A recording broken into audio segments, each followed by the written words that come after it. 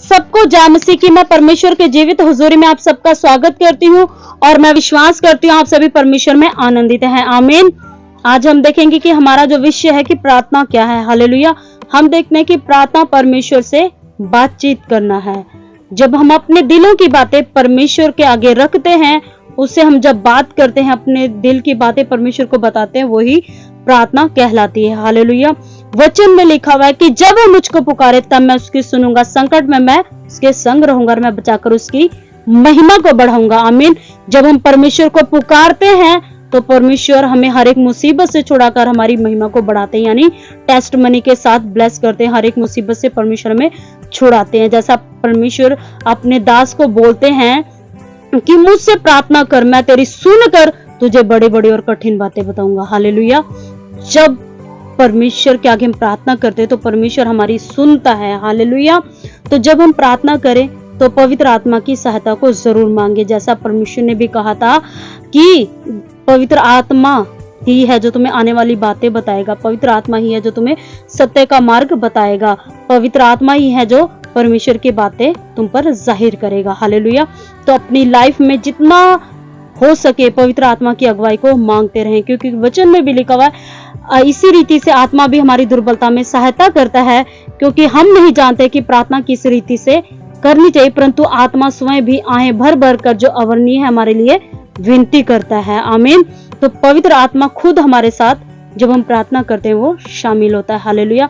तो जितना हो सके जब आप प्रार्थना करें पवित्र आत्मा की अगुवाई को जरूर मांगे। आमीन। आगे हम देखेंगे प्रार्थना कहाँ करें।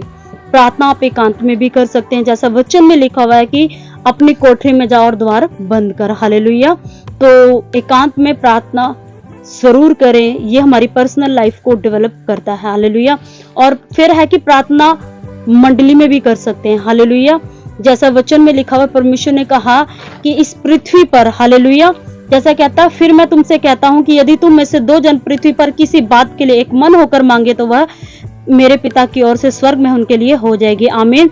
तो हम देखते हैं कि for example Shadrach Meshach Abednego थे, वो जब आग की भट्टी में गए तो वहां पर वो मंडली में तीनों प्रार्थना कर रहे थे, क्योंकि उन्हें जलाने के लिए भट्टे में झोंक दिया गया था।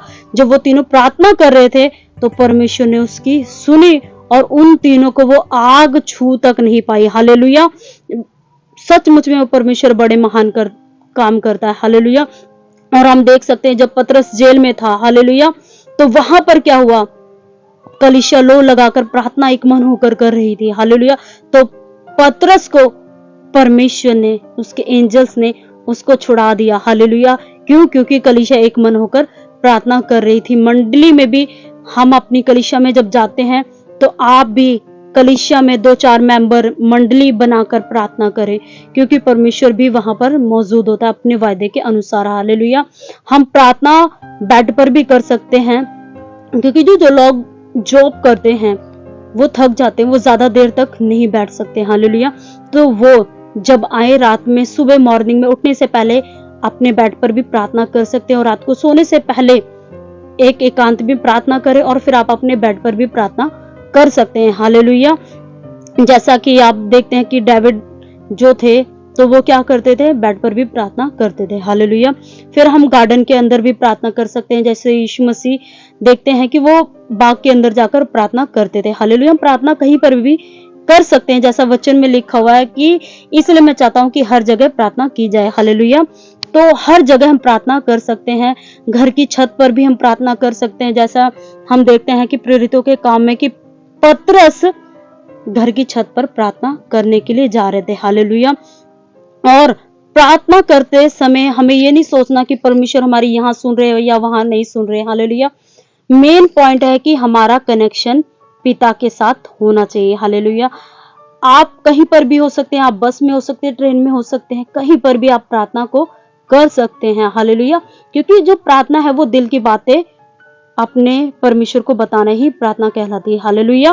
तो जब आप प्रार्थना करें परमेश्वर के साथ कनेक्शन होना बहुत जरूरी है। हालेलुया।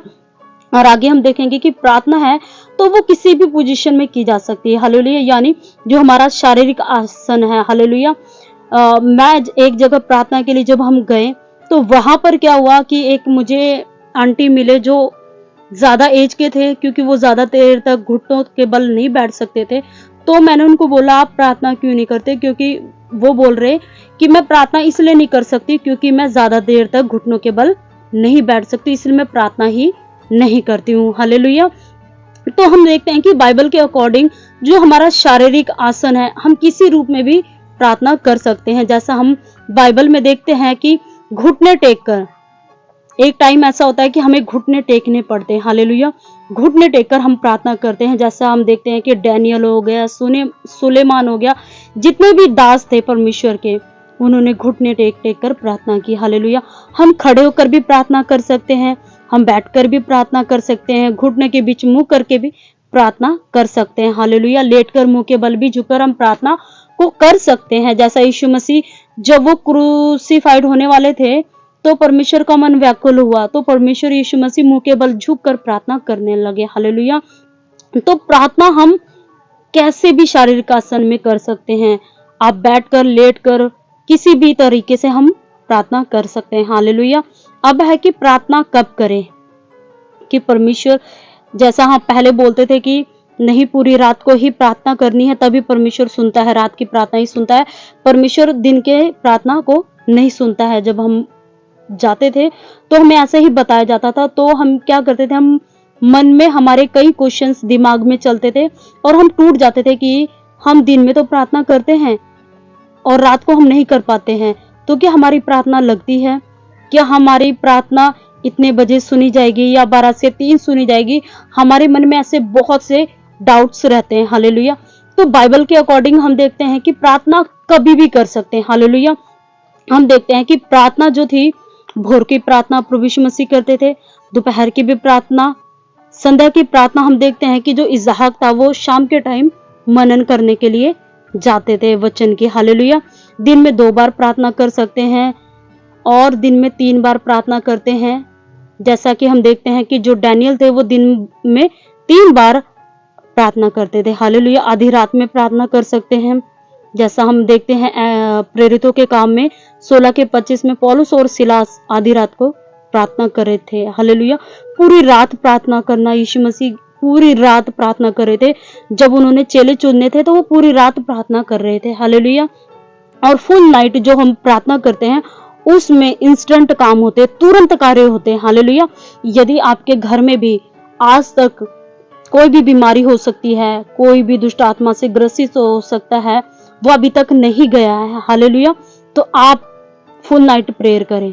आप, हो सकता है कि फुल नाइट में आप 12 से 4 भी कर सकते हैं, 11 से 4 भी कर सकते हैं, अगर आप अपनी लाइफ में तुरंत काम को देखना चाहते हैं। हालेलुया। परमेश्वर किसी टाइम भी प्रार्थना सुनता है। हालेलुया। और हम देखते हैं कि जो परमेश्वर है कितने बड़े बड़े काम करता है। जब हम प्रार्थना करते हैं तो परमेश्वर हमारी प्रार्थना को उत्तर देता है और सुनता है। अब हमारा कई बार हम पूछते हैं कि हम प्रार्थना क्यों करें? प्रार्थना हमें इसलिए करनी चाहिए कि हम परीक्षा में ना पड़े। हालेलुया। परमेश्वर ने जैसा कहा है कि तुम निरंतर प्रार्थना में लगे रहो, है ना? क्यों? क्योंकि पता नहीं होता कि चोर किस घड़ी आ जाए। हालेलुया। तो प्रार्थना क्या करती है? हमारे निर्माण करती है विश्वास में, हमें शक्ति और शांति देती है। हालेलुया। प्रार्थना में है हम क्या करते हैं? नम्र बनते हैं। हालेलुया। तो प्रार्थना हो सके जितना आपको करनी चाहिए। हालेलुया। निरंतर प्रार्थना में आप लगे रहें ताकि आप परीक्षा में ना पड़े। हालेलुया।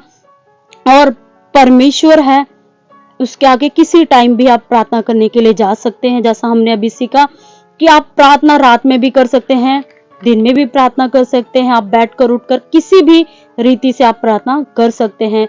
बस मेन पॉइंट है कि आपका रिश्ता है जो खुदा के साथ कनेक्शन है वो पवित्र होना चाहिए। हालेलुया। क्योंकि बाइबल में लिखा है कि उसके चारों ओर ऐश्वर्य और वैभव है, उसके पवित्र स्थान में सामर्थ्य और शोभा है। आमीन।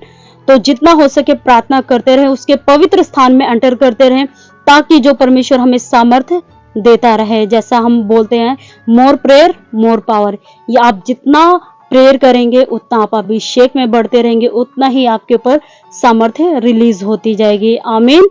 तो हो आप सब इस वचन को जितना हो सके आप जो नए लोग हैं उन तक ज़रूर शेयर करें, ताकि उनके भी मनों में कोई डाउट ना रहे कि प्रार्थना हम दिन में कर रहे हैं कि रात में कर रहे हैं, तो परमेश्वर पता नहीं सुन रहा है कि नहीं सुन रहा है। हालेलुया। आप उनको इसलिए भी शेयर कर सकते हैं क्योंकि कई बार क्या होता है कि जो बुजुर्ग लोग होते हैं वो प्रार्थना घुटने टेक कर ज़्यादा देर तक नहीं करते हैं और उनके मन में भी डाउट रहता है, हाय मैंने प्रार्थना मैं नहीं कर सकती क्यों? क्योंकि मैं घुटने टेक कर नहीं कर सकती हूँ। हालेलुया। तो मैं आपको बताना चाहूँगी, आप किसी भी शारीरिक पोजीशन में प्रार्थना कर सकते हैं, आप बैठकर प्रार्थना कर सकते हैं, आप चलते-फिरते प्रार्थना कर सकते हैं। आपका जो रिश्ता है वो परमेश्वर के साथ मजबूत होना चाहिए। आमीन। सबको जय मसीह की। God bless you.